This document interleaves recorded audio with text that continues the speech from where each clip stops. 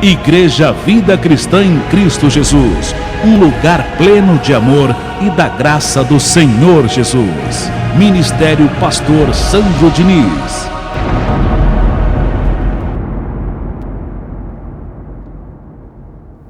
Hoje nós vamos à terceira parte do estudo de Gálatas. E nesse estudo nós vamos verificar as coisas espirituais que Deus nos deu. Amém? Nessa carta aos Gálatas. Então, anote o título da reunião de hoje, o nome: Estudo de Gálatas, parte 3. E já peço que você abra, por favor, no ponto que paramos, capítulo 2, verso 11. Capítulo 2, verso 11. Essa é uma carta doutrinal, porque ela traz a igreja para viver na graça, para andar no Espírito, para que a igreja venha servir a Deus e não a homens. Isso nós temos aprendido nas outras partes anteriores. Pastor, isso pode acontecer de pessoas estarem dentro da igreja e servindo a homens? Sim. A partir do momento que ela começa a fazer aquilo que não está na Bíblia, aquilo que é invenção de homem, aquilo que não é palavra de Deus. Então, nesse momento, ela está deixando de servir a Deus e está passando a servir a homens. E nós, no estudo anterior, na parte 2, aprendemos que Paulo não se submetia a mandamentos de homens, e nem às ordenanças da lei, para que a verdade do Evangelho permanecesse nele. Isso nós também temos que aplicar em nossas vidas. Amém? Amém. Para que a verdade do Evangelho esteja sempre em nós. Sempre. Não podemos e nem devemos, isso é muito importante, praticar sacrifícios e nem andar ouvindo pregações da lei que só falam de diabo, demônios, pregações vazias, igrejas que não ensinam nada da palavra da graça, do benefício da cruz, daquilo que Jesus fez por nós. Então é muito importante, nem por uma hora, Paulo falou. Isso a gente aprendeu no estudo anterior, na parte 2. Nem por uma hora eu me submeto a ouvir nada da lei. Há ministérios lá fora que estão desviando as pessoas do Evangelho, que querem judaizar o povo de Deus, o povo gentil. E dentro desse contexto, vamos dar prosseguimento ao estudo de Gálatas. No capítulo 2, verso 11, para que você tenha um entendimento bem pleno, é importante eu recapitular algumas coisas. Como, por exemplo, Pedro passou 15 dias com Paulo. Isso está descrito no capítulo 1, verso 18. E nesses 15 dias, Pedro aprendeu de Paulo a palavra da graça. Porém, Pedro teve medo de adotar o novo estilo de vida, que era justamente abandonar as ordenanças da lei. Pedro teve esse medo, de adotar a graça de Deus em sua vida e viver pela graça. Ou seja, sem sacrifícios, sem jejuns, votos, guardamento de dias, batismo em águas, sem essas coisas de proibições, como há na lei, com relação a comidas, por exemplo, Para os judeus, comer certas comidas era pecado. E para Paulo, comer ou não comer não fazia nenhuma diferença. Como, por exemplo, carne de porco, comer ou não comer para Paulo não fazia diferença nenhuma. Porque ele tinha entendimento que o Senhor Jesus já havia declarado todos os alimentos puros. E isso está descrito lá em Marcos, capítulo 7, verso 18 e 19. Anote para depois você ler, tá? Lá, Jesus declara puro todos os alimentos, como também lá em Atos capítulo 10, do verso 9 ao 15. São evidências que nos apresenta que não existe pecado em comer um certo alimento. Você é que tem que ter um certo cuidado e verificar aquilo que cai bem na barriga, né? Para que você não passe mal depois. Então, quando chegava a turma de Tiago, João, os judeus, toda a comitiva, né? O capítulo 2, verso 11, vai nos contar que Pedro se afastava dos gentios. Ou seja, ele engolia tudo aquilo que ele havia dito, aquelas declarações, o idioma da graça, por medo dos judeus. Ele jogava até fora aquela comida que ele estava comendo, né? Que para os judeus era pecado e para os gentios não, porque havia o conhecimento da graça, que todos os alimentos eram puros, não havia condenação em comê-los. Então, quando chegavam os judeus, Pedro colocava a farda de judeu. E quando estava com os gentios, era bom dia abençoado, você é mais que vencedor, justificado, pedra viva, você é um eleito de Deus. Então, ele se comportava como um conhecedor da graça de Deus.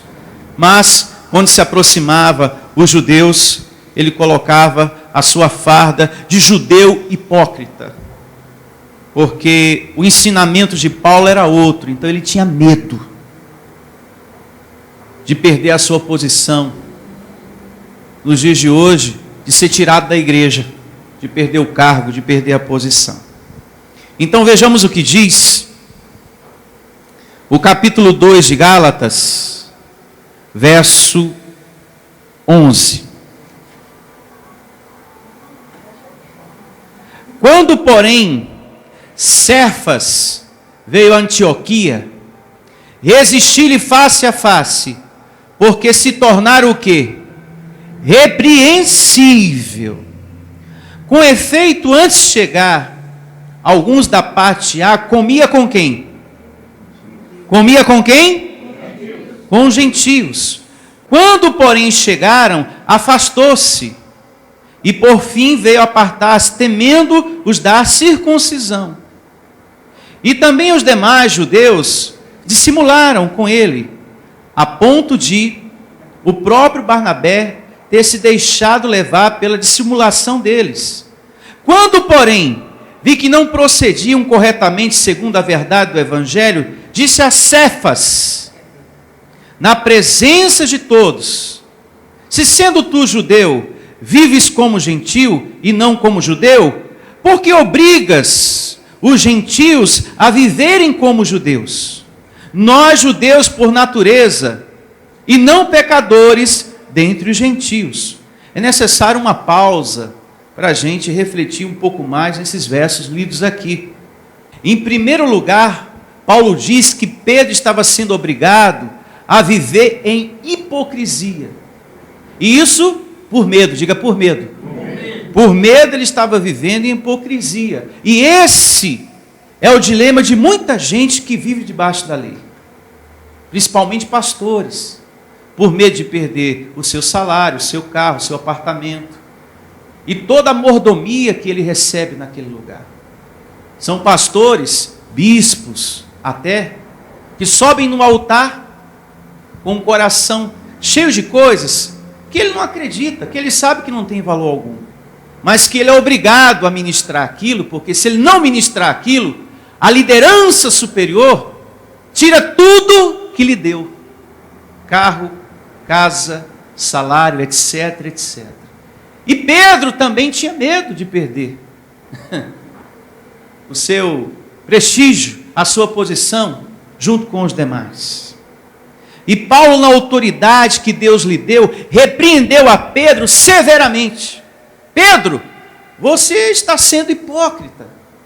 Você é uma coisa na frente dos gentios, e quando chegam os judeus, você é outra.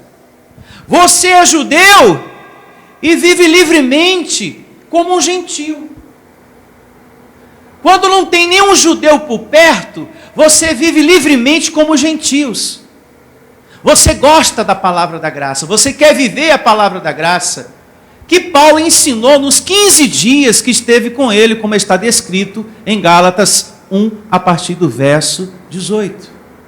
Então, Pedro agia dessa maneira. Esses versos também nos ensinam uma outra corrente de pensamento. Que o que sai desse púlpito, o que é ministrado aqui, você não pode viver diferente. Temos que estar no mesmo espírito, no mesmo sentir. Amém? Amém. O pastor não pode pregar aqui a palavra da graça e depois você misturar com outras coisas, ou depois você colocar a sua opinião, enfim, fazer diferente, anunciar diferente. Tem que ser conforme nós estamos aprendendo, para que haja um crescimento.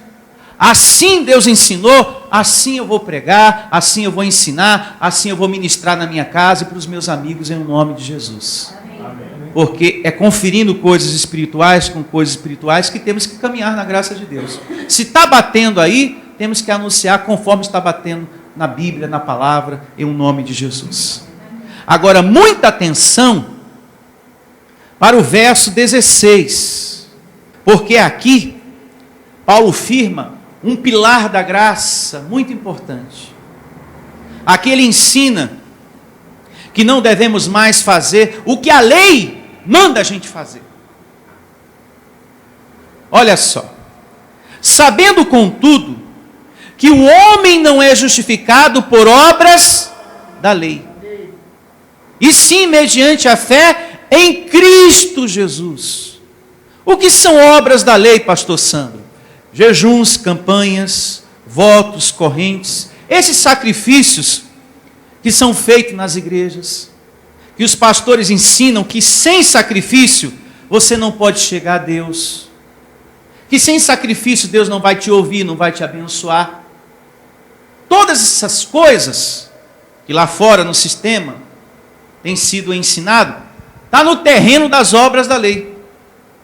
Isso tudo são obras da lei. E Paulo aqui diz, isso não justifica ninguém. Não é por obras da lei.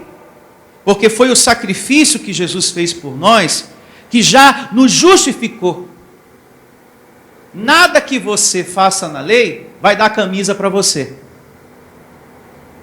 Paulo aqui está dizendo. É por fé que você alcança o que você precisa. Como também pela fé você foi justificado e salvo. Amém. Efésios 2:8. Daqui a pouco a gente vai ler sobre isso. Seguindo, veja o que Paulo diz na continuação do verso 16 do capítulo 2 de Gálatas. Também temos crido em Jesus Cristo, para que fôssemos justificados pela fé em Cristo, e não por obras da lei, pois por obras da lei ninguém será o quê? Justificado. Veja que ele repete uma vez mais o que ele falou no início do verso.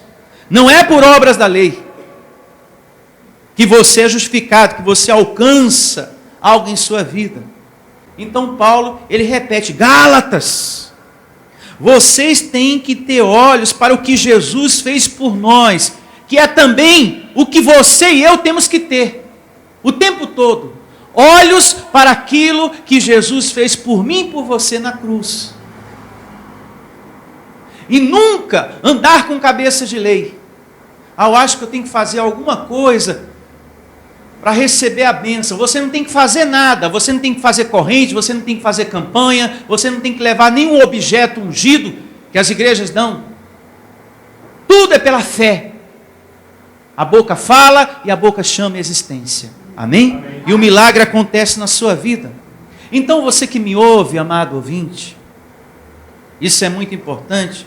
Você não tem que pegar tudo que você tem e fazer um sacrifício, porque isso é obra da lei.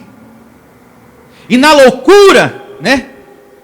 Coloca tudo que tem ali, chave do carro, chave da casa, todo o seu salário, você coloca ali, está aqui, Senhor, tudo. E agora o Senhor é obrigado a me abençoar. Em primeiro lugar, não é assim que as coisas funcionam. É uma total falta de respeito e de amor a Deus. Você achar que você compra com dinheiro as bênçãos. Em primeiro lugar, é uma total falta de respeito. Em segundo lugar, não é assim que hoje você alcança o favor de Deus, sacrificando. Não é por suas obras, é pela fé em Deus. Amém. É você abençoado, valorizando a Deus, obedecendo a sua palavra, honrando que você é honrado. Ele diz: eu honro os que me honram. Honrar a Deus é você estar atento à sua palavra. Se Ele ensina que é pela fé, então eu vou chamar a existência.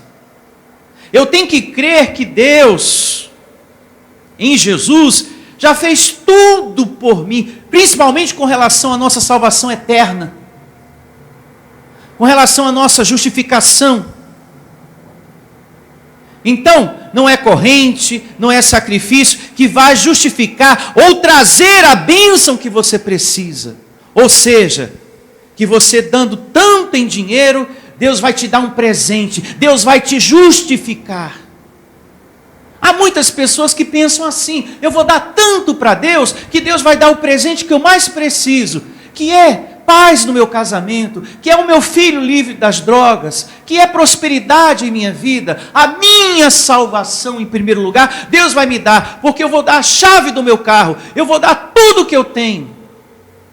A justificação, isso é muito importante falar, como também aquilo que você precisa para o seu dia a dia, não tem nada a ver com esse balaio de gato que está aí fora.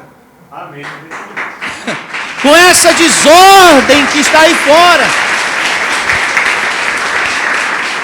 Não é através desse balaio de gato que você conquista a salvação ou uma bênção de Deus. Não é através de correntes, campanhas, o dia da justificação, não é pegando a água ungida, purificadora, que você alcança a salvação ou a bênção de Deus. E nem tampouco pegando a mais nova experiência religiosa, a pílula da transformação, a pílula do esquecimento. Pega a pílula que você vai esquecer que você fumava, que você bebia, que você era ladrão, que você era isso, que você era aquilo. Pega a pílula, meu filho, a pílula ungida. Horrível. Já está aí o negócio. Pelo visto, com todas essas situações que a gente vê lá fora, pelo visto, as pessoas estão lendo muito pouco a Bíblia. Muito pouco a Bíblia. Porque isso é um absurdo. Isso já está sendo divulgado na televisão também, programa de rádio. Venha em tal dia receber a pílula da transformação. Isso é invenção do homem. Você não encontra isso na Bíblia. A nossa justificação, a nossa salvação está naquilo que Jesus já fez na cruz. E nas demais coisas, tudo é pela fé. Tudo é pela fé. Não precisamos de nada externo. Nada externo. Durante muito tempo, a gente comeu dessa comida estragada. Uma vida de correntes, uma vida de campanhas, uma vida de medo. Durante muito tempo a gente comeu essa comida estragada, que só trouxe perturbação mental. Nós éramos no passado pessoas perturbadas, mentalmente falando. Louvado seja Deus pelo Evangelho da Graça, porque éramos mentalmente perturbados. Uma hora você sabia que estava salvo, outra hora o pastor falava: a salvação se perde. Uma hora o pastor falava: o seu nome está escrito no livro da vida. E depois ele falava: ó, foi um anjo lá e apagou, hein? Temos que jejuar e orar para o anjo voltar a colocar seu nome no livro da vida, porque eu fiquei sabendo que ele foi lá e apagou.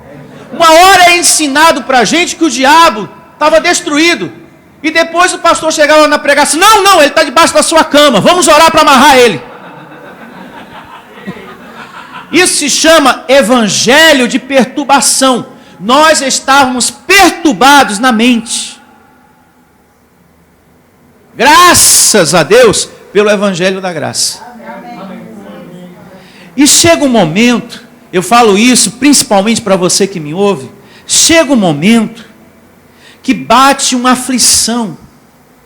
Meu Deus, o que mais falta eu fazer para eu ser feliz? Porque eu já fiz a corrente, já fiz a campanha, já subi no monte junto com o pastor, eu já dei meu tudo, eu já levei o sal grosso para casa, tudo que o pastor religioso mandou fazer eu já fiz. O que mais falta eu fazer, Senhor, para ser feliz? Até a chave do meu carro eu já dei, tudo eu já dei. Eu já ungi o travesseiro do meu filho, eu já trouxe a roupa do meu filho para a igreja, eu já ungi a foto do meu filho, eu já coloquei o galho de arruda debaixo do travesseiro do meu marido, para largar a amante, já fiz de tudo. O que mais falta, meu Deus do céu? Então, são lugares que causa essa aflição. Chega um momento que a pessoa, ela se sente cansada, desgastada. Meu Deus, já fiz de tudo, o que é que está faltando? Eu já bebi a água ungida, eu já coloquei o sal ungido na comida, eu já levei a bendita vassoura ungida para varrer o capeta da casa, mas tudo eu já fiz.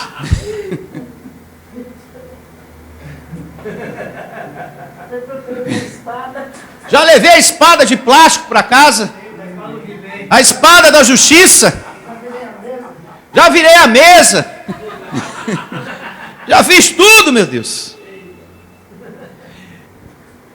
Paulo chama isso de evangelho de perturbação. Gálatas capítulo 1, versos 6 e 7, meu amado, que não é evangelho, e sim alguns que vos perturbam. Ministérios que estão desviando o povo de Deus da paz, do evangelho, da verdade. E nós louvamos a Deus por estarmos na verdade. Graças a Deus. Diga: eu creio que na obra de Jesus eu fui justificado e salvo e abençoado. Diga: abençoado eu estou. Diga: o meu nome é abençoado. Fala para esse irmão: teu nome é abençoado. É abençoado. Mantenha a sua mão aqui em Gálatas, nessa evidência que acabamos de ler, Gálatas 2,16. E vamos lá em Efésios, capítulo 2, verso 8. Confirmar com Bíblia que você já está justificado e salvo pelo esforço do Senhor Jesus, pois Ele fez uma obra completa a nosso favor. Efésios, capítulo 2, a partir do verso 8. E diz assim, acompanhe, anote no seu caderninho de anotações. Porque pela graça, sois o quê? Salvos. Mediante a fé. E isto não vem o quê? De vós. É dom de Deus. Então não é por suas obras, não é pelo seu esforço, não foi porque você subiu o monte, mas pelo sacrifício do Senhor Jesus Cristo que você tomou posse da salvação. Verso 9. Não de obras, para que ninguém o quê? Se glorie. Veja, não é por obras. O Evangelho afirma isso para todos nós. Mas crendo naquilo que Jesus já fez por mim e por você. Porque se você fosse salvo por suas obras, pelos seus jejuns, abençoado pelos seus sacrifícios, você teria motivos de se gloriar. Não é verdade? Sim. Deus tem que me dar porque eu fiz por onde? Né? A salvação quem conquistou fui eu. E não é assim, está errado. Você foi abençoado e salvo pelo esforço de Cristo. Amém. De um chamado Senhor Jesus Cristo. Amém. Então isso é muito importante. Você recebeu o benefício dessa palavra. Porque é através dessa obediência ao que está aqui, que a sua vida vai receber mudanças maravilhosas. Amém? Mudanças maravilhosas. Pastor, viver esse conhecimento que estamos salvos, justificados, que não há pecado, o pecado de Adão em nossas vidas, isso não causa um certo descompromisso com Deus? Uma libertinagem para as pessoas viverem na carne? Não. O cristão mesmo, o servo de verdade, quando ele erra, ele se sente contristado, ele sente vergonha, bate nele um temor. Deus não me revelou a palavra da graça para eu viver assim, não. Quando o servo de Deus é alguém convertido à graça, é cristão mesmo, bate nele o temor, ele sente vergonha, é automático, e não precisa de nenhum pastor por perto para dizer: se reconcilia, homem, te reconcilia, mulher, do que você falou, do que você fez. Não precisa. A graça trata com este homem, a palavra da graça trata com esta mulher, é automático. Ela se arrepende, esse homem se arrepende e reconhece a sua dependência de Deus. Senhor, dependo de Ti. Eu preciso muito da Tua força, da Tua misericórdia, da Tua compaixão, para superar as minhas fraquezas. Eu preciso da Tua graça para mortificar isso aqui. Amém. Sem a Tua graça, Senhor, eu não consigo, mas através da Tua graça, eu tomo posse. Eu tomo posse de realizar a Tua vontade. O cristão verdadeiro, ele tem o temor. Bate isso nele. O bom da graça é isso. Porque quando nós anunciamos esse evangelho, em seguida, eu não preciso estar policiando você para ver se você está fazendo alguma coisa de errado ou não. O próprio Deus ativado já faz tudo isso. Ele conversa contigo. O que é que você está fazendo nessa situação? Sai daí. Você vai quebrar a sua cara. Você sabe que isso aí não vai dar certo. Ele conversa. E tudo isso acontece porque o teu espiritual está ativado. Amém. Através da palavra. O cristão verdadeiro, ele sabe. O conhecedor da graça sabe que existe a correção de Deus. A correção de Deus. Ele sabe que se ele insistir em viver uma vida errada, vai ter correção. E se é filho, Deus corrige. Deus disciplina, meu amado. Amém. Deus disciplina, causando, às vezes, momentos de solidão, permitindo momentos de tristeza. E esses momentos é Deus tratando com aquele coração para crescimento. Às vezes, tem irmãos que chegam na igreja, mas ele não está triste pelo fator financeiro. É a correção, é a disciplina que está acontecendo ali. Por isso que ele está quietinho. É Deus tratando com ele, com aquela peça para crescimento. Tanto é que fala: e aí, irmão, por que você está assim? Não, não é nada não.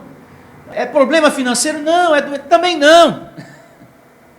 É Deus tratando com a pessoa. É a disciplina acontecendo naquele coração. Porque se você sai fazendo as coisas erradas, e Deus não põe um freio, isso é sinal que você é bastardo. Mas se você sai fazendo as coisas erradas, cometendo um monte de obra da carne, e Deus põe um freio, isso é sinal que tu és filho. Amém. E dê graças a Deus pela correção, pela disciplina. E olha que Deus tem paciência, hein? Mas tem momento que Ele traz o tratamento de choque. Tem um momento que na sua soberania Ele diz, chega! Se o tratamento de solidão e tristeza não resolveu, vem o açoite. Ele vai permitir que você quebre a cara. Ele permite que aquele filho quebre a cara. Esse Deus permite que aconteça alguma coisa para você parar. Ele vai permitir que alguma coisa aconteça para você refletir. Eu não posso continuar nesse rumo. Eu tenho que andar com mais temor a Deus. Porque você é filho de Deus abençoado. Então Deus vai permitir que coisas aconteçam. Se a correção e a disciplina não funcionou. Se quando veio a correção você não mudou, então Deus aplica a disciplina. Se com a disciplina você continuou insistindo no erro, aí vem o açoite. Anjo, ministre para que ele quebre a cara. Permite que algo aconteça. Você começa a colher. Para você parar e refletir. Meu Deus. Eu mesmo me coloquei nessa situação. Eu mesmo me coloquei nessa vergonha. Para a pessoa refletir. Eu estou colhendo aquilo que eu plantei. Foi eu que errei. E sabendo das consequências que eu ia colher lá na frente. Diga, eu tenho a mente de Cristo. Então, viver o conhecimento da graça não leva um filho de Deus a viver na libertinagem. Porque se ele é cristão mesmo, ele sente um temor por dentro. Eu tenho que respeitar, eu tenho que andar na vontade do meu Deus. Amém? Amém. Ele sente isso. Há uma oração nele nesse sentido. Voltemos a Gálatas, capítulo 2, verso 16. E assim diz: sabendo contudo que o homem não é justificado por obras da lei, e sim mediante o quê? A fé em Cristo Jesus. Também temos crido em Jesus Cristo, para que fôssemos justificados pela fé em Cristo, e não por obras da lei, pois por obras da lei ninguém será justificado. Atenção para o verso 17 do capítulo 2 de Gálatas. Mas se procurando ser justificados em Cristo, fomos nós mesmos também achados pecadores, dá-se-á o caso de ser Cristo ministro do pecado? Certo que não. O que é que Paulo quer dizer com esse verso? Se eu me olho, se eu me considero um pecador, ou alguém diz, olha, você é pecador, você é um sujo, e eu procuro pelo meu esforço, pelas obras da lei, receber o perdão, então Cristo na cruz não ministrou a minha redenção, e sim o pecado. E Paulo diz, certo que não. Não, Cristo foi à cruz e ministrou o quê? A redenção, e não o pecado. Eu me faço entender? Sim. Tanto é que Paulo escreve a sua carta aos Hebreus, isso é importante depois você ler em casa, anote aí no seu caderninho, capítulo 10, verso 14, lá está descrito em Hebreus 10, 14, porque com uma única oferta, nós fomos aperfeiçoados o quê? Para sempre. Hebreus 10, 14, você foi aperfeiçoado para sempre. Tá? Mas pastor, se eu fui aperfeiçoado para sempre, salvo para sempre, mas ainda eu percebo em minha carne alguns erros, algumas falhas. Isso segundo a carne. Mas não segundo o Espírito. Segundo o Espírito, com uma única oferta, Hebreus 10, 14, você já foi aperfeiçoado para sempre. Então, no Espírito não há nada de errado. Pode estar na carne, mas não no espírito. E é justamente esses erros, essas obras, que se você insiste, né, você vai ter prejuízos em sua vida. Mas isso não anula o que Jesus já fez por você. Isso anula a paz, você andar na carne. Isso anula o teu reinar em vida, a tua saúde, você andar bebendo, fumando cigarro, se tornando um usuário de drogas, etc, etc. Andando no adultério, na prostituição, como fala Gálatas capítulo 5. Isso anula a tua paz, a tua saúde, a tua felicidade, mas não anula aquilo que Jesus fez por você no teu espírito. Amém. A salvação que Ele deu para você, nada anula, nem você. Você não pode remover aquilo que Jesus fez por você. Agora você pode anular a tranquilidade que você poderia ter aqui, andando segundo a carne. Está claro isso? Prosseguindo com a leitura, verso 18. Porque se torna a edificar aquilo que destruí, a mim mesmo me constituo o quê? Transgressor. Se Cristo trouxe a redenção, eu não posso mais andar por lei, trazer de volta aquilo que Cristo colocou um ponto final. Porque Paulo estaria se tornando o quê? Um transgressor. Mas se Cristo pôs um ponto final na lei, eu não posso trazer isso de volta. Porque alguém falou que eu sou pecador ainda. Porque alguém na esquina está falando que o pecado está de pé. Eu não posso, através do meu esforço, através das obras da lei, buscar este perdão. Porque Cristo já ministrou a minha redenção. Amém? Amém. Indo à cruz, derramando o seu sangue por mim e por você. Verso de número 19. Muita atenção. Gálatas 2:19. Prosseguindo com o nosso estudo. Porque eu, mediante a própria lei, morri o quê? Para a lei, a fim de viver para Deus. Estou crucificado com quem? Com Cristo.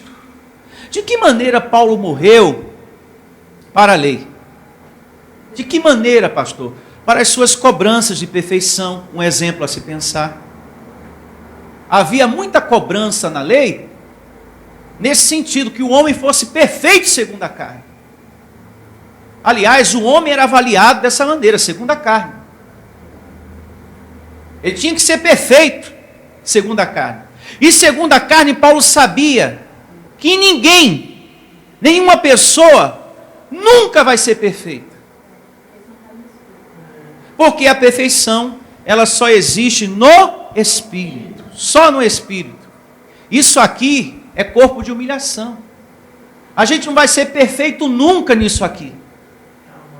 Nós mortificamos com a palavra de Deus, alimentando o nosso espírito, mas isso aqui nunca vai ser perfeito. E Paulo sabia que isso aqui é corpo de humilhação. Diga, eu também estou morto para a lei. Morto para a lei. Graças a Deus. Então, se você quer viver para Deus, como diz aqui, você tem que morrer para a lei. Morrer para a lei é você aceitar o sacrifício de Cristo como definitivo. Amém? Amém? Ou seja, o preço já foi pago por Cristo.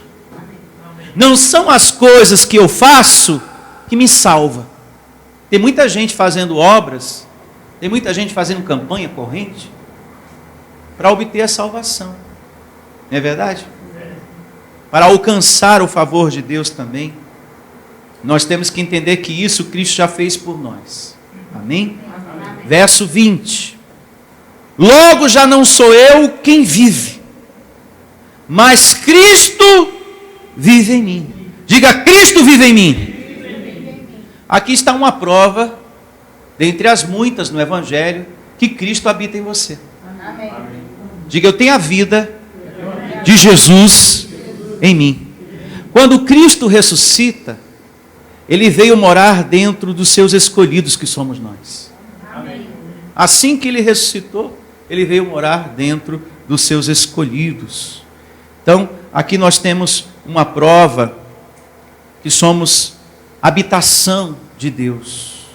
Isso é tão verdadeiro que quando você faz uma coisa que não é conveniente, algo dentro de você mostra. Não é verdade? Sim. Isso é prova que Cristo habita em você. Amém. Porque ele fala, filho, isso não é conveniente. Você não deveria estar agindo assim. Você não deveria estar fazendo isso. Isso é uma prova concreta e certa que Deus habita em você.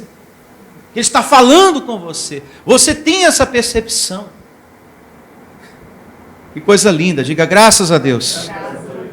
Diga, isso é prova que Deus habita em mim. Prosseguindo com a leitura do verso. E esse viver que agora tenho na carne, vivo pela fé no Filho de Deus. Ou seja, hoje você toma posse das coisas pela confissão que sai da sua boca. E chama a sua atenção, amado ouvinte. Você que participa das minhas orações, você não precisa colocar nem um copo com água. Porque isso não está na Bíblia. Isso é invenção do homem. É crendice. Aqui diz que nós temos que viver pela fé. E Paulo depois diz também em Atos: creia no Senhor Jesus, que será salvo tu e a tua casa. É fé apenas. Não precisa um copo com água. Isso são coisas que não estão na Bíblia. Colocar fotografia, peça de roupa.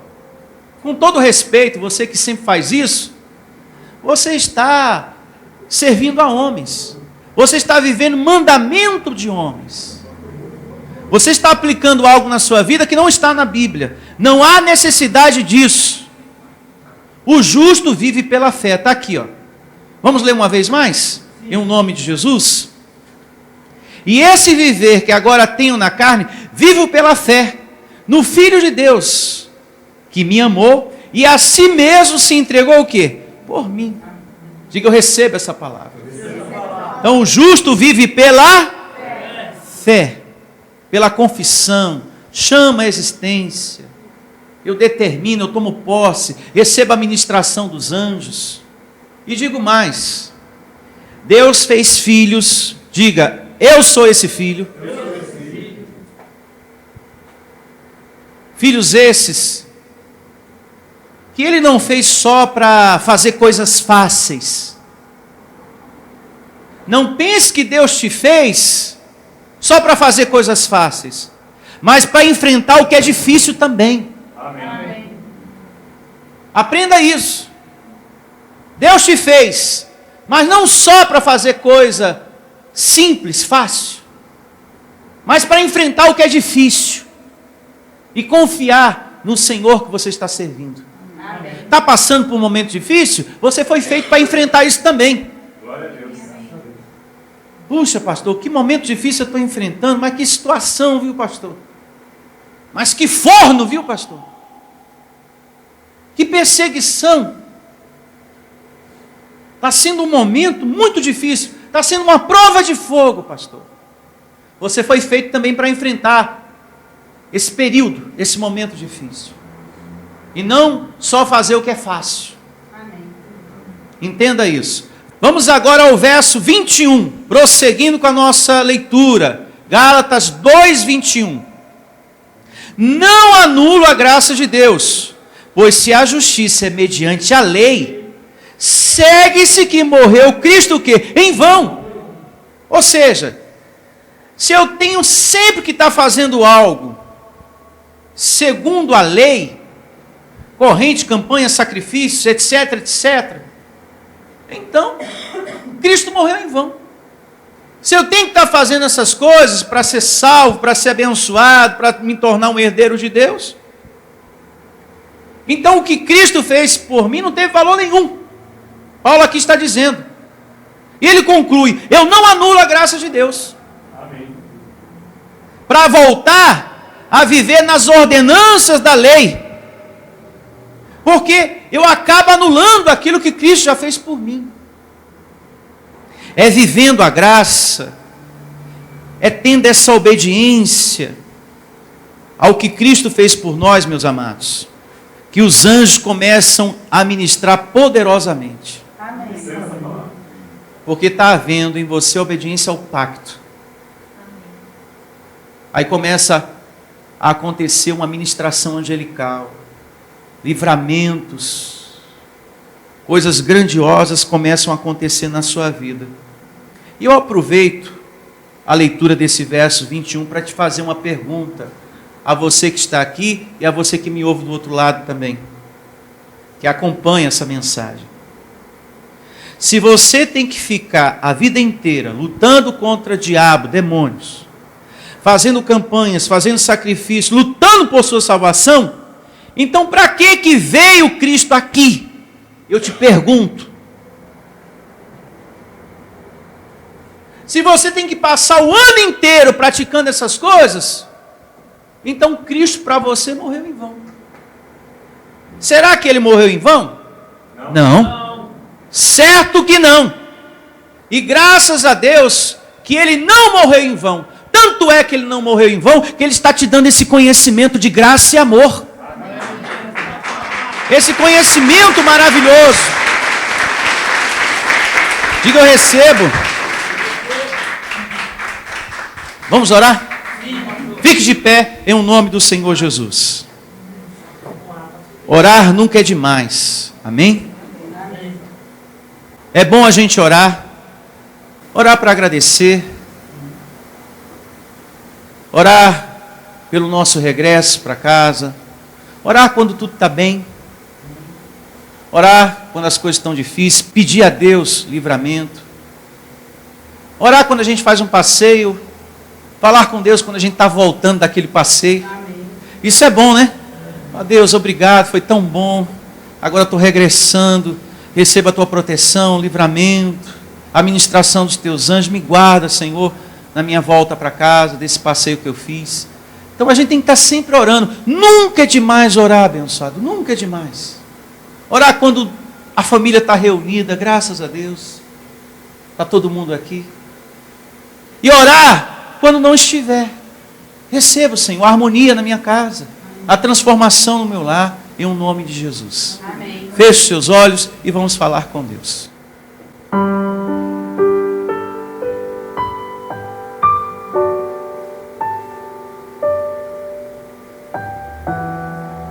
Obrigado, meu Deus, em nome do Senhor Jesus, muito obrigado. Em primeiro lugar, eu te dou graças pela oportunidade de falar dessa palavra, de falar do teu evangelho para os teus filhos, para os teus escolhidos. Muito obrigado, Senhor, pelo privilégio de ministrar a palavra da graça. Pois nela, Senhor, encontramos paz, descanso, vontade de viver. Certeza, Senhor, que a nossa semente de fé, a nossa confissão, a nossa oração vai brotar e vai dar muitos frutos. E eu creio, Senhor, que aquilo que estamos profetizando, aquilo que estamos determinando, vai brotar e vai dar muitos frutos. Eu recebo coisas grandes acontecendo na tua vida. E já creia que algo já está acontecendo na tua saúde. Já creia que algo está acontecendo no seu trabalho, na sua casa, na vida da sua esposa, do seu marido, dos seus filhos. Já creia, algo está acontecendo. Porque o justo vive pela fé. Então já creio, está acontecendo algo, uma mudança, uma transformação. Essa dureza de coração muda a partir de hoje em nome de Jesus. O meu Deus é poderoso para transformar. A palavra dele diz que crendo, ele transforma a mim, porque eu também preciso, e a minha família. E que assim seja. Harmonia em tua casa, transformação em você mesmo. Pastor, estou precisando. Porque tem certas coisas em mim que eu não me agrado. E eu recebo uma transformação em nome de Jesus. E já agradeça. Agradeça por esse milagre que já está acontecendo, pela palavra que você recebeu hoje. Por Deus ter te escolhido para revelar essa palavra. Obrigado, Senhor, por ter escolhido a minha vida, o meu coração, para revelar o teu evangelho. Obrigado por ser esse escolhido de Deus, esse amado, esse abençoado que sou. Muito obrigado, Senhor, muito obrigado. Graças te damos.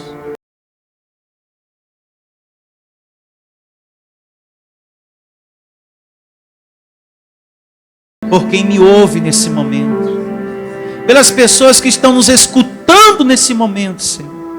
Que essa graça também seja compreendida por essas pessoas que se encontram infelizes, pessoas que se encontram num sistema religioso cansadas de tantas correntes, de tantas campanhas e sacrifícios, e que nada disso tem mudado, Senhor, as coisas em sua vida.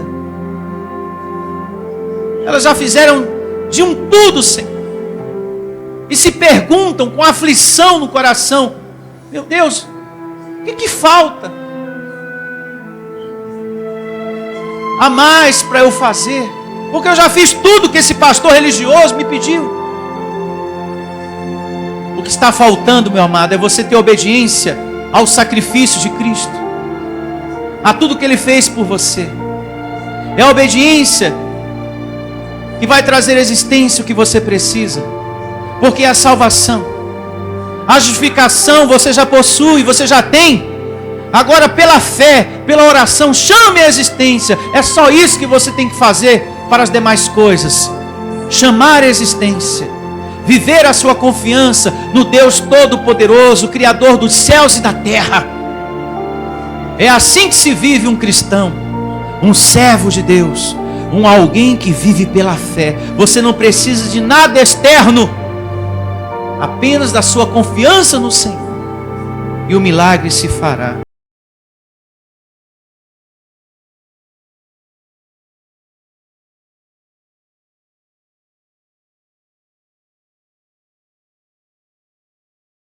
Esse coração em paz, esse lar em harmonia, Senhor.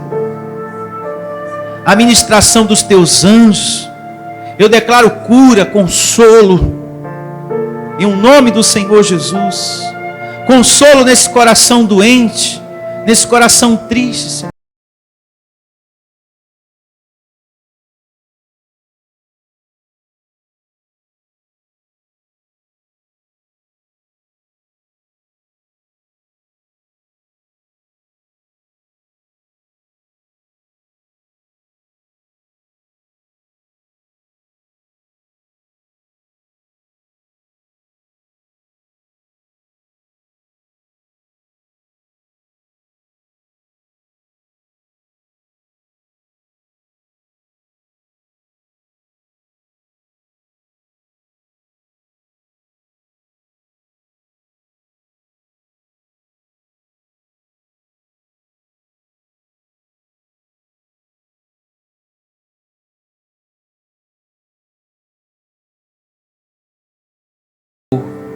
E eu recebo, Senhor, o teu socorro através dos anjos.